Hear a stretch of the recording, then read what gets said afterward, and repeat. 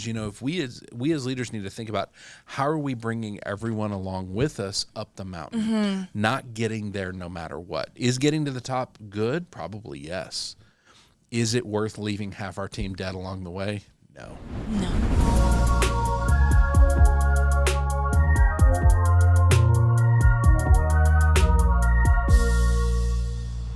Hey everybody, welcome to the Leader Lab. This is Leadership Shorts, quick thoughts to help you level up your leadership. My name is Chad Wright. I'm the founder of Forward Partners. I am joined as always by my partner in podcasting, Emily Grace Deal. Emily, what are we talking about today? Today we're talking about collateral damage. Collateral damage. Okay, I'm curious to hear how we land this plane when it comes to leadership. So collateral damage is any death, injury, or other damage inflicted that is an incidental result of an activity.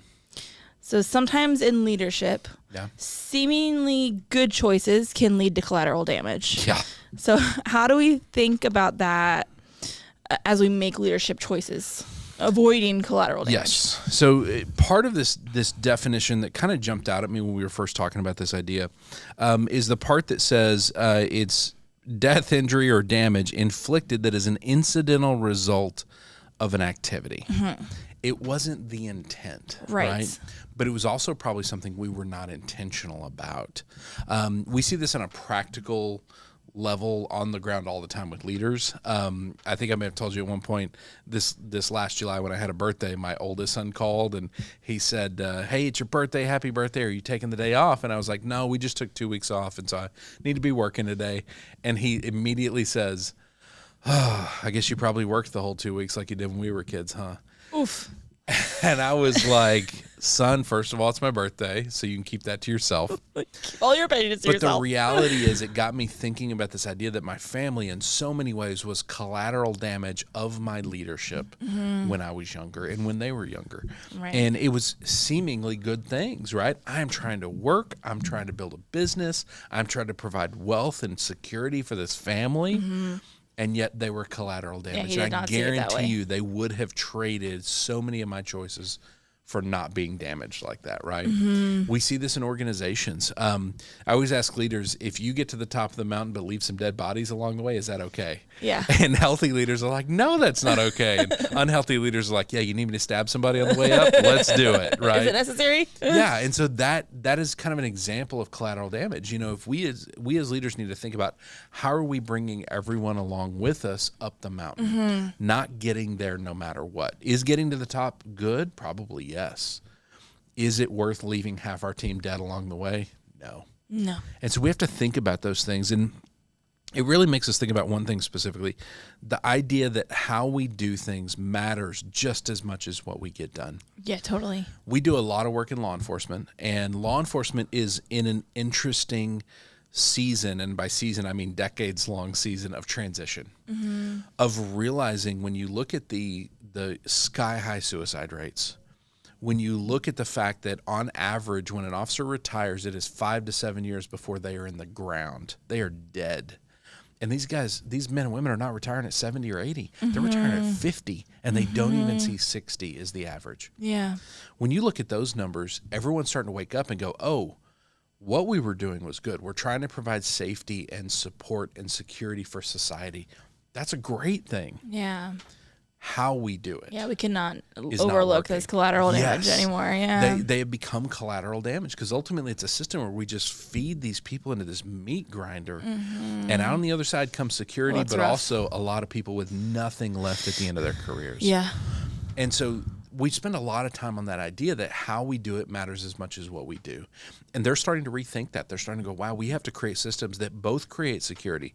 Not to say we're not going to do that, but we're going to do it in a way that values the humans involved in the process, that we value their health and their thriving just as much as we value the security. Right. And I think we get scared sometimes that if we go down that road, well, we're going to say, well, if we can't, there's no way we can accomplish both. Right. I think they feel like, well, we're not going to have security because we got to focus on these people side. if we focus on the people side, we're going to have better quality security and safety. Right. It's the same thing with a lot of the turnover and all that too, right? Yes. If you invest in your people, then you don't have to start investing from zero in a new person. Yes, that's it. That's such a good example of that. And so ultimately, if we are very careful in how we're doing things, we're going to minimize that collateral damage. I don't know what the opposite of collateral damage is. I don't know if there's collateral good or collateral benefit, but I really do think there's this idea that, are we bringing our people up the mountain with us? Right. And are we considering how we do things? Because really, a lot of this gets us back to the idea of sustainability, right?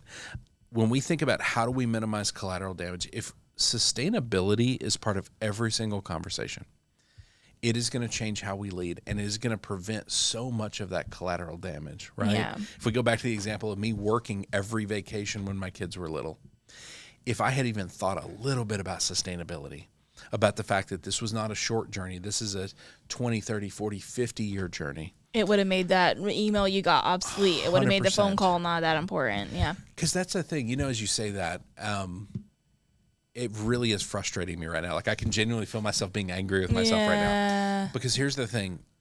I miss so many memories, so many good things in those vacations, and did damage, clearly. I do not remember a single project that was so important at the time that I had to get it done. I don't remember any of that now. I don't remember the emails I had to send. I don't remember the pieces we had to create, the marketing stuff. This was our previous business. Yeah. I don't remember any of that now that I think about it. And it can happen just as little as me sitting on and scrolling on Instagram when my little dude's asking me to build a thing with him. Yes. It can be, I don't think it's all the time, but we do have those things where if you just stop and are more intentional about it, then you could see it, you know. And I think that really is when we think about this idea of collateral damage, how do we prevent that for our people? Because as leaders, we have the ability to do so much good.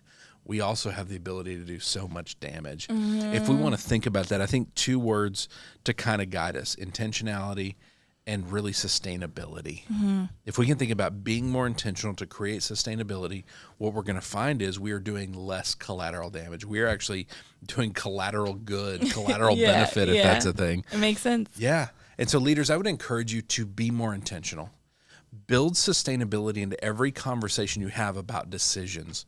Because if you are not intentional, you are unintentionally going to be doing damage all over the place. That may be with your employees, and I can tell you, you will eventually come to regret that. That may be with your family, and I promise you, you will come to regret that eventually. It may be on a phone call with one of your kids on your birthday. But I would encourage you to be more intentional, because this collateral damage is a real problem. Get your people to the top of the mountain, and do not leave people behind. Make sure you are all moving forward together. All right. Thank you for bringing this conversation. If people want to send questions, ideas, emails, encouragement, anything, where do they send that to? lab@forwardpartners.net. lab@forwardpartners.net. If they want to find content online about how to become a better, healthier leader, where do they find that? @ForwardPartner. @ForwardPartner on all the major socials. Thank you for the conversation, Emily. Thank you. John, thank you for producing. Wilco Workspaces, thank you for the partnership. And thank you for watching, listening, and most importantly, sharing with your fellow leaders. We are in this together, and we're going to get to the top of the mountain together. We will see you next time right here in the Leader Lab for Leadership Shorts.